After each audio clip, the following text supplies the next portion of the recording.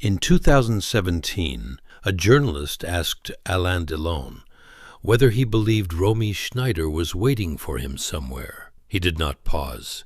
He said, "I know she is." She had been dead for 35 years. He had ended their relationship 20 years before she died, with a letter so brief it barely counted as an explanation. He had married other women, loved other women, built a career and a legend and a life that had nothing to do with her. And still, when asked, the answer came without hesitation. This is both of their stories, and why of all the things Alain Delon was the most honest version of him is the one who sat beside her coffin in 1982 and wrote the words, "I watch you sleep." Alain Fabien Maurice Marcel Delon was born on November 8, 1935, in Sceaux, a suburb south of Paris. His parents divorced when he was 4 years old. He was placed with foster families. He was sent to Catholic boarding schools, from which he was expelled with a consistency that suggested less misbehavior than a fundamental incompatibility with any institution that told him what to do. By 14, he had left school entirely. By 17, he had joined the French Navy and been stationed in Saigon during the First Indochina War, where he spent more time in military prison than anywhere else. His own count was 11 months across 4.5 years for offenses he described with obvious pride, including stealing a jeep and driving it into a river. "They didn't think that was funny," he said in one interview, grinning. "It was a lot of fun for me." He was discharged and returned to Paris. He had no money, no profession, no plan. He slept on park benches when he had to. He ate cheap hot dogs. He was young and extraordinarily beautiful and entirely certain that things would work out because people who look like Alain Delon tend to have the particular confidence of those for whom doors have always opened before they knocked. He fell in with young actors who invited him to Cannes in 1957, where a talent scout noticed him on the street, the kind of blue-eyed, precise-featured good looks that make talent scouts stop walking, and a director named Yves Allégret offered him a role. He turned it down. He has told this story many times, with a specific delight in the version of himself who rejected an opportunity he did not yet understand was an opportunity. Eventually, he caved, he said, because the man really wanted him. He agreed to make him happy. That first film was modest. The second brought him to Vienna in 1958, to a set where a 23-year-old French actor with no real training encountered a 19-year-old German actress who was already a household name across Europe. Her name was Romy Schneider. She had played the Empress Sissi in a trilogy of films that had made her beloved from Vienna to Tokyo. She was the bigger star by an enormous distance, and when someone told her who the young Frenchman was, she reportedly looked at him and said, "Who is that boy?" Then she found out, and then, as she later told it, she fell completely in love. Romy Schneider was born Rosemarie Magdalena Albach on September 23, 1938, in Vienna. Her father was an Austrian actor, her mother a German actress. She had grown up with cameras, which should have made the Sissi films feel natural. She was a child of the industry, trained since childhood in the particular performance of femininity that European cinema of the 1950s required. She had learned to be lovely. She had learned to be radiant in exactly the way an audience expected, and she was tired of it. She was 19 years old and already claustrophobic inside the image she had been given. Alain Delon, who had no image at all yet, who was raw material rather than finished product, must have felt like freedom. They fell in love during the filming of Christine in Vienna. He did not speak German. She spoke French beautifully. They played at understanding each other. Luchino Visconti, the great Italian director who would later cast Delon in Rocco and His Brothers, saw them together on set and told them they had the same furrow between the eyebrows, the same involuntary V of anxiety and ambition that he called the V of Rembrandt. They were more alike than anyone suspected, he said. Two young people, frightened of something they could not yet name and using each other to be brave. Romy left Germany for Paris to be with him, abandoning the Sissy franchise that had made her fortune, breaking with her family's expectations, provoking outrage across Austria and Germany, where the press called this French nobody a usurper, a kidnapper, the man who had stolen the Empress. She did not care. She had what she wanted. By March 1959, they were engaged.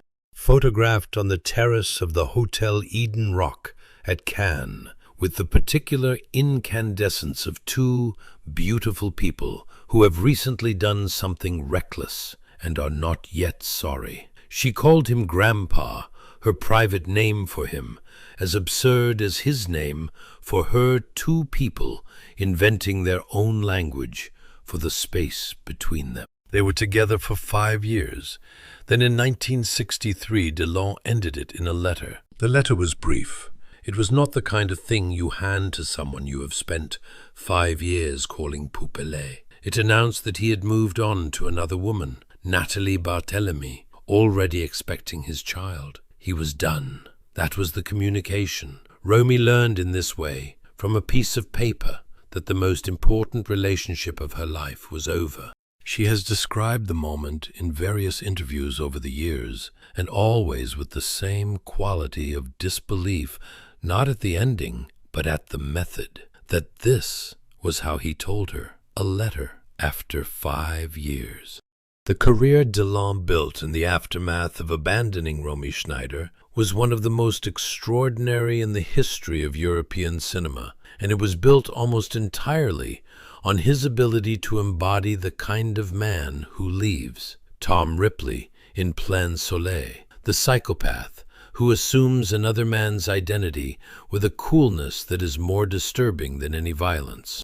Jeff Costello in Le Samurai, the hitman who lives alone in a bare room with a single caged bird and plans his movements with the precision of someone who has eliminated all human attachment as a liability. The cold killer, the man who takes what he wants and feels nothing after. Critics called these performances astonishing. Audiences in 15 countries made him the highest-paid actor in France. Directors from Visconti to Melville competed for him, and underneath all of it was the same quality that made Plein Soleil so disturbing, the sense that the performance was not entirely a performance, that something in him genuinely understood what it felt like to be the person in the room who is not quite like everyone else, who experiences human warmth as something observed rather than felt, who is capable of great tenderness and also of a letter. He married Natalie in August 1964. Their son Anthony was born a month later. In 1968, while his marriage was already fracturing and his affair with Mireille d'Arc was beginning, something happened that nearly ended everything. Not just his marriage, not just his career, but his freedom. On October 1st, 1968, the body of Stefan Markovic, a Yugoslav man who had worked as Delon's bodyguard, was found wrapped in a sheet in a public dump west of Paris. He had been shot in the back of the head. Before he disappeared, Markovic had sent his brother a letter. "If I am killed, it is 100% the fault of Alain Delon and his godfather, the gangster Francois Marcantoni." Delon was hauled back from the set of La Piscine in Saint-Tropez for 48 hours of police interrogation. Rumors circulated that Markovitch had been running sex parties for the French elite, that photographs existed of prominent politicians in compromising situations, that the photos included future President Georges Pompidou and his wife. Delon's name was attached to the darkest possible version of every story. He went on French television and faced the cameras with the cold composure of a man who had spent his entire career playing men who do not flinch. He said Markovitch had been his friend, not his bodyguard. He denied knowing anything. He said, when asked directly whether he could have a man killed, that if he answered yes, people would think one thing, and if he answered no, they would think the same thing, so he would say nothing. Nobody was ever convicted. The case was never solved. Marc Antony was arrested and released. The affair stayed open, unresolved, like a wound that would not close, for the rest of Delon's life. And the extraordinary thing is that it did not end his career. If anything, the public sided with him against a police investigation that seemed to be enjoying itself too much. He said it himself. It could have ruined my career. In fact, it did the opposite. He returned to set. The films kept coming. The marriage lasted 5 years, ending when Delon began a relationship with his co-star, Mireille d'Arc, a French actress he had met on a film set in 1968.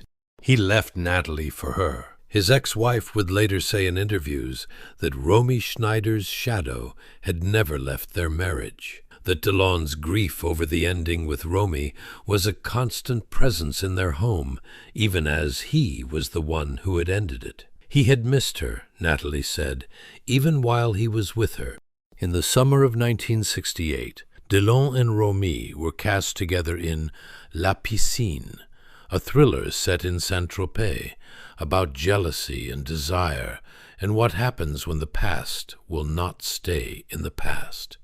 They had not worked together in 4 years. They had not been together as a couple in 5, and the film, which required them to be in love on screen, to embody the specific chemistry that had once been real and was now something they had to reconstruct, produced something that people who saw it in 1968 and have seen it many times since still find difficult to describe. Because you can see that they are acting, and you can see that they are not acting. Both things are visible simultaneously. Romy said during that filming, "The most important man in my life remains Delon. He is always ready to reach out to me. He would run to my aid at any time. Alain has never abandoned me to myself, neither today nor yesterday." She said this in 1968, 5 years after the letter. She said it as a statement of fact, whatever had happened between them. She had not revised her understanding of what he meant to her. She had simply filed the betrayal in the same place she filed everything else, and continued to love him. The years between La Piscine and Romy's death in 1982 were for her a sustained unraveling. She married Harry Mayen in 1966 and had a son, David, but the marriage ended in 1975. Her first husband later died by suicide in 1979. She had a daughter, Sarah, with a second husband, Daniel Biasini. She became a style icon of 1970s French cinema, winning awards, earning the admiration of the greatest directors working in Europe. And underneath the professional success was a woman who was struggling in ways that the people around her could see but could not stop. In July 1981, her son David, 14 years old, attempted to climb a spiked fence at his grandparents' house and fatally punctured his femoral artery. He died in the night. Romy was at Delon's house when she received the news. He was the person she called. Of course he was.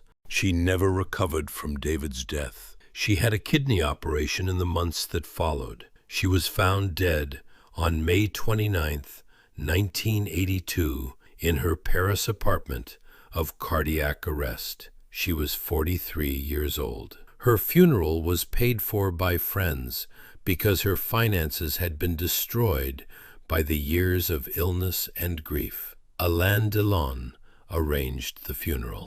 He arranged for David to be buried in the same grave as his mother so that she would not be alone. And then he sat beside her body and wrote the letter. He published it in Paris Match. I watch you sleep.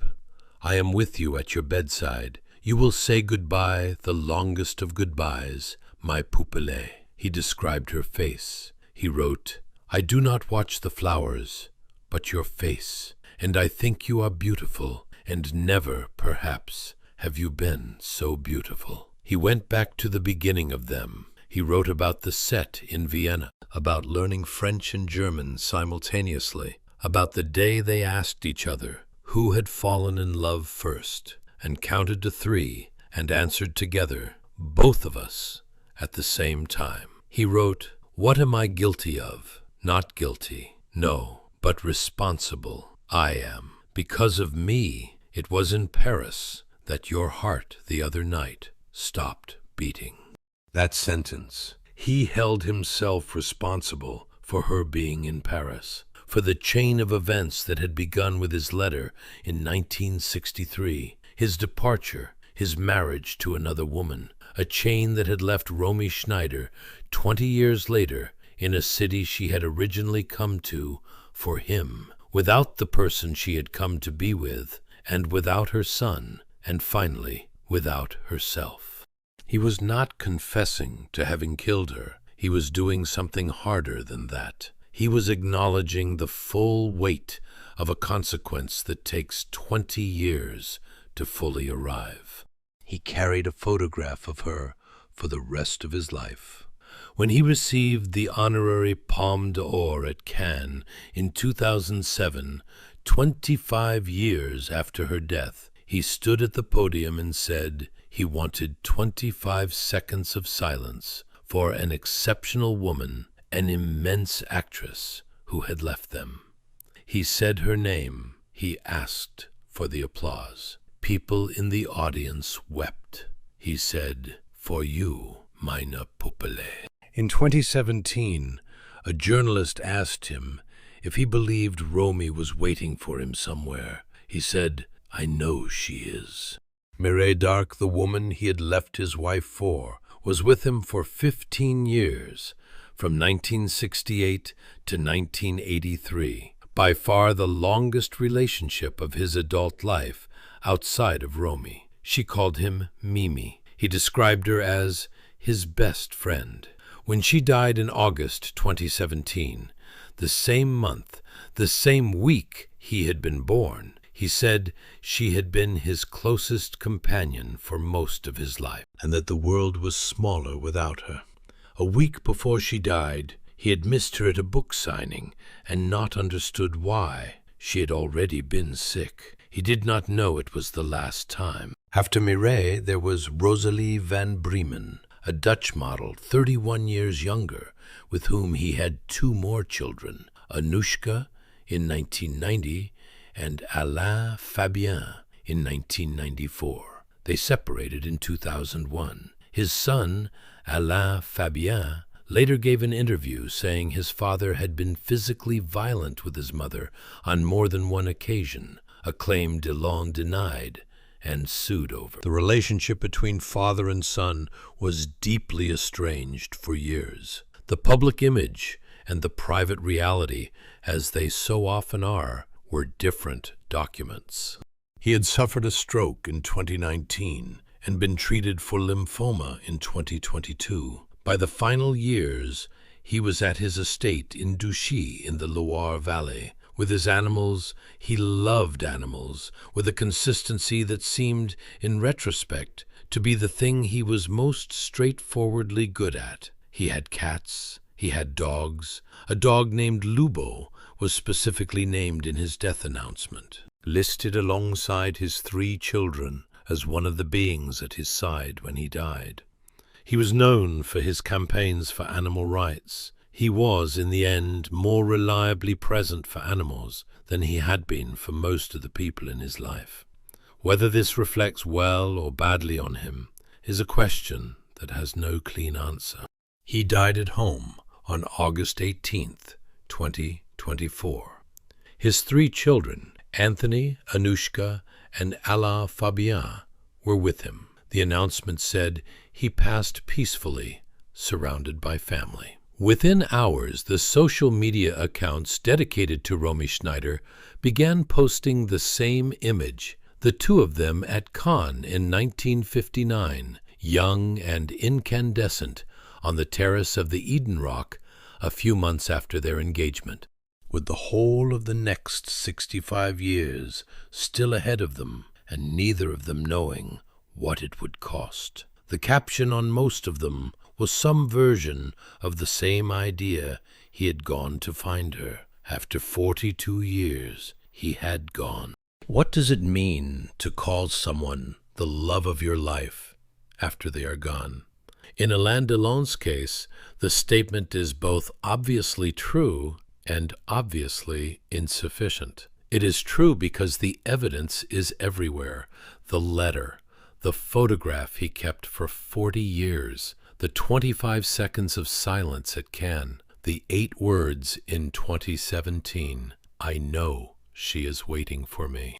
And it is insufficient because Romy Schneider spent the years after his letter trying to build a life in a city she had come to for him, loving a man who was no longer available to be loved, losing a son, losing her health, losing herself. The love of his life was alive for 20 years after he ended things, and he watched it happen, and he came when she called, and he arranged her funeral. Whatever that is, it is more complicated than the phrase, "the love of his life," suggests. But perhaps that complication is in the end what makes it true in the deepest sense, because the love that stays easy, the love that never costs anything, the love that does not require a letter published in Paris Match to acknowledge its weight, that love does not tend to be the love people carry for 40 years. The love that marks you is the one that went wrong in ways you cannot undo. The one you spend the rest of your life returning to in the dark beside a body wearing a long black tunic with red embroidery, saying the name you gave her when you were young and there was still time to do things differently. Puppily, little doll. He watched her sleep. He told her she had never been so beautiful. He wrote, "I learned a little German with you. Ich liebe dich." He knew she was waiting. Now he has gone to find out. What do you think of Alain Delon and Romy Schneider's story? Leave us your thoughts in the comments below. Don't forget to like the video, subscribe to the channel, and we will see you in the next one.